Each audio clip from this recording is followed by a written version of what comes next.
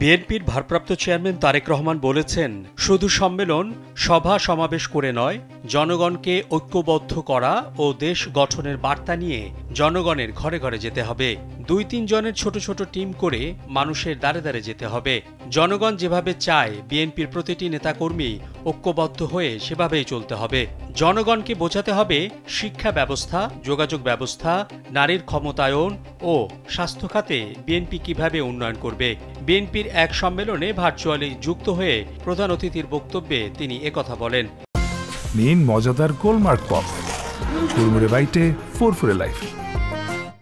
তারেক রহমান বলেন, এই দেশকে গঠন করতে গণতান্ত্রিক শক্তিগুলো ঐক্যবদ্ধ না হলে দেশে গুপ্ত স্বৈরাচারের আবির্ভাব হতে পারে।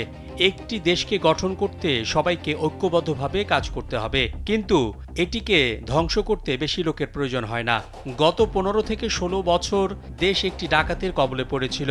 আমরা সবাই মিলে ওই ডাকাতকে বিতাড়িত করেছি। তিনি আরো বলেন, বিগত 16 বছর রাজনৈতিক দলগুলো সহ দেশে জনগণকে সঙ্গে নিয়ে আমরা স্বৈরাচারের বিরুদ্ধে আন্দোলন করেছি। আমাদের নেতাকর্মীরা গুম, খুন, হত্যা ও নির্যাতনের শিকার হয়েছেন। হাতকড়া পরা অবস্থায় হাসপাতালে মারা গেছেন। হাজারো নেতা পঙ্গুত্ব বরণ করেছেন।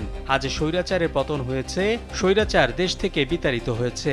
এখন দেশকে পুনর্গঠনের সময়।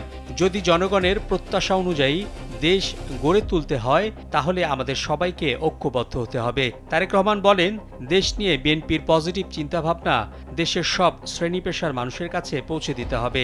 একটি কথা মনে রাখতে হবে, আমাদের প্রধান লক্ষ্য ঐক্য, জনগণ ও দেশ গঠন।